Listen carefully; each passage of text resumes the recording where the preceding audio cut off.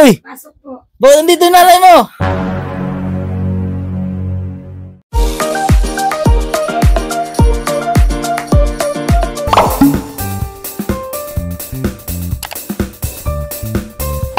Kaya po mga kababayan, isang mainit na tanghali po sa inyong lahat. Ngayon po ay babalik po tayo dun sa mga bata pong ating tinulungan. Ito po ay sa Kalaka, Batangas. Yun po yung mga bata na iniwan po ng ina. Tara po, samahan niyo po mga kababayan. Ako po! Uy! Pasok po. Bakit nandito yung nanay mo? Po, tita ko lang po yan. Ay, tita mo lang baga. Kala ko si mama mo. Kamusta po kayo? Nanay, kanoy? Pamangkin niyo po siya? Opo. Yung pamangkin po ay umalis dito. Bakit po?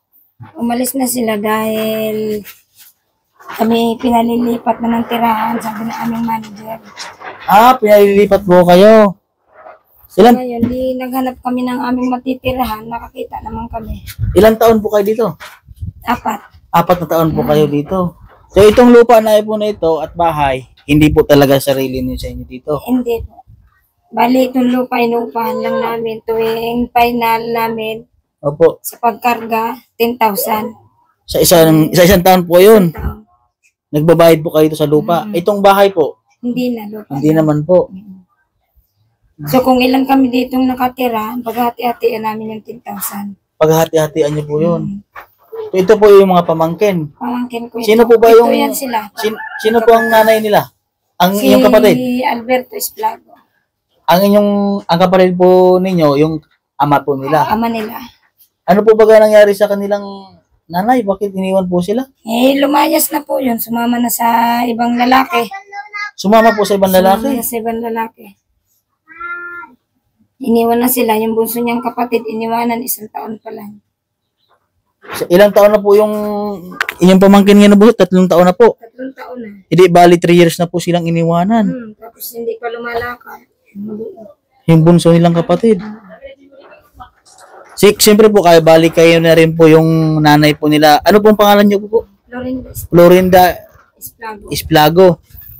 Itong mga anak po, itong mga anak, pamangkin niyo na po ito, siya po daw ay grade 1. Grade 1. Grade 1. Ngayon po, ano po yung naikwento niya rin po sa akin, ang problema po daw nila ay birth certificate. Ano po ba nangyari sa kanilang birth certificate? Ang birth certificate po nila ay hindi ma-approvean dahil walang perma ng kanyang ina. Wala pong pirma. Ang kanyang ina. Hindi po makuha-kuha yun. Hindi makuha. Kailangan pa ng perma ng ina. Hmm. Napupunta ko naman sana po yung ina. Opo. Yung mga pinsan. Opo. Ayaw naman pumunta dito. Pwede kaya makontak yung mama po nila para makuha po yung mga birth certificate ng mga bata? Napupunta po namin sa Facebook lang. Sa Facebook chat. Sana po ay maano po natin para sa sunod na taon po ay mapaaral po natin itong mga bata. Kinakausap ko naman siya ng ayos. Ayaw talaga niyang bumalik dito. Yung kanyang ina. mama po nila. Baka may anak na rin po sa iba. Hindi ko lang sure. Alam niyo po ba kung saan nakatira yung mama nila? Nasa Bulacan. Ay, malas. Nasa Angat Dam, Bulacan po. Ita ang kanilang ina, Ita. Yung mama po nila, katutubo po. Oo. So sila, half na po sila. Hap na. Kawawa nga po yan sila, hindi Kawawa nakakapasok. po. Pag ikay pinapasok namin sa sunod na taon, Krisilan, pangako mo mag-aaral ka mabuti? Ha? Opo. Ako nga lang nag-asikaso sa kanya ngayong taon kaya nakapag-aral niya ng grade 1. Tapos po natigil. Tapos tumigil naman din, hindi niya pinangalagaan yung kanyang pag-aaral. Opo. Ilan po sila lahat talaga magkapatid, Nay? 8, namatay ang isa. 8? Na lang silang buhay. Ang buhay po ay 5 na lang. 7. 7. Isang namatay. Nasaan po yung, di ba, 5 na lang po sila nang naririto sa bahay nila. Nasaan po yung dalawa? Nasa Galaan. Nasa Galaan. Kaya 5 lang silang naabutan mo dito. Oh. 7 yan sila. 7 po sila magkakapatid. Meron siyang kapatid na kapanganayan, nag-asawa na rin. Hindi po nakonsensya yung kanilang mama. Hindi na siguro. Kikita naman po na iniwan talaga. Gawa ko ito sa cellphone. Oh. Gawa sa cellphone. Binigyan na lang cellphone ni Alubig. Dito na. Ay dahil sa cellphone. Siguro nagkaroon ng kachat. Oo, yun nga sinamahan niya. Yung gadget niya. Yung kachat niya po. Galing isang kapatid niya, may asawa na rin, 14 pa lang ang edad. 14 pa lang. Ay, bata pa. Nasaan yung kapatid mo? Nasa Pag-asa. Pag-asa. Mayroon po pala siyang kapatid na nag-asawa, 14 years old. Sige po na ha. Maraming salamat po. Salamat din. At pupuntahan po natin mga kabayan yung kung saan po sila lumipat para alam po natin na kung babalik man tayo sa kanila na kung ano man yung mga gawa natin para sa pamilyang ito natin yung tinulungan, alam din po natin kung saan po kanilang bahay. Ayan po mga maraming salamat na at pasensya na at naabala ko po kayo. Itong bahay na ito, hindi sa inyo to. Hindi po. Ligpit na kayo ng mga gamit oh. Sino nagligpit ito? Hindi po yan namin, kita bye po yan. Hindi ito sa inyo. Nasa yung mga gamit nyo? Ano na po? Itong bahay at lupa, hindi sa inyo to. Sino may arag nito? Patira lang kayo dito. Dito na lang po. Kasi po, Pinalis kayo dito? Ha? po. Oo, ano mga bad? Pinalis po dito sa bahay nila mga kabayan. Matagal na ba kayo dito nakatira? Opo. Ilang taon na kayo nakatira dito? Matagal na po. Ay, saan yung mga kapatid mo? Ano na po? Ha? Ano na? Nandun na sa bago yung nilipatan? Opo. Saan kayo lumipat? Sa Dagundong po. Dagundong.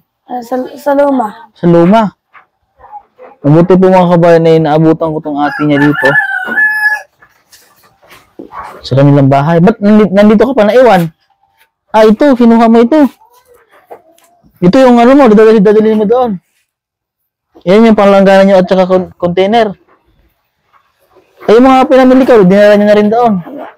Ano sabi ni Papa mo? Ano po, wala, ano. Ha? Maraming salamat po. Ikaw ba guys, gusto mo mag-aral ka saan? Anong grade mo ba natapos? Grade 1 po. Grade 1 ka lang. Ilang taong ka na ngayon? 12. 12 ka na. Eh, dapat ikaw ay ano lang ngayon, grade 6. Nakatapos ka ba ng grade 1? Ha? Hindi po. Hindi ka nakatapos. Tingin ka dito, tingin.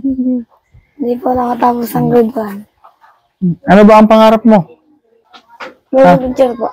Gusto mo maging teacher? Yung mga kapatid mo, kamusta naman sila? Okay lang po. Gusto ko po mag-aral, tapos makarunong tayo tapos sa mga kapatid ko po. Gusto mo mag-aral? Nung pagpunta ko dito, paalis na talaga kayo. Opo. Yung bago kayo na puntahan dito, Hindi na po makapaalis. papaalis na kayo dito. May bahay kayong titirahan doon. Meron po. Nandun po sa Luma. Sa Luma. Sino ang gumawa ng bahay niyo doon? Papa. Si Papa mo. Ayun yung ginagawa ni Papa mo.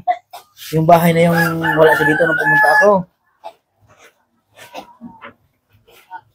Anong bahay niyo doon?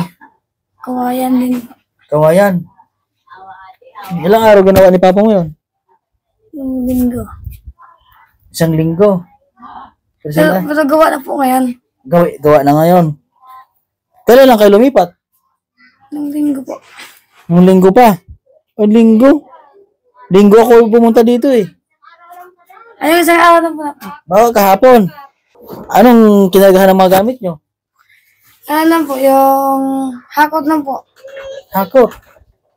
Buhat lang. Dahil po sa ilat. Dadaan sa ilog.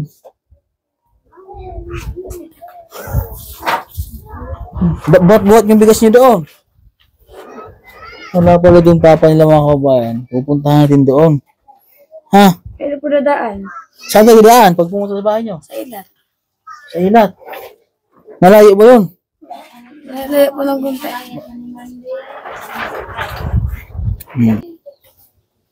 Sige po na ha. Maraming salamat po. Salamat din. At pupuntahan po natin mga kabayan yung kung saan po sila lumipat para alam po natin na kung babalik man tayo sa kanila na kung ano man yung mga gawa natin para sa pamilyang ito natin yung tinulungan, alam din po natin kung saan po kanilang bahay. Ayan po mga maraming salamat na at pasensya na at naabala ko po kayo ha. So ayan po mga kabayan, sa mga nais po magbigay ng tulong, message lang po sa aking Facebook page, Mastering Green Channel po. At pakisubscribe po ako sa aking YouTube channel sa mga bago makapanood po nito. So ayan po, God bless po at magandang tanghali po sa inyong lahat.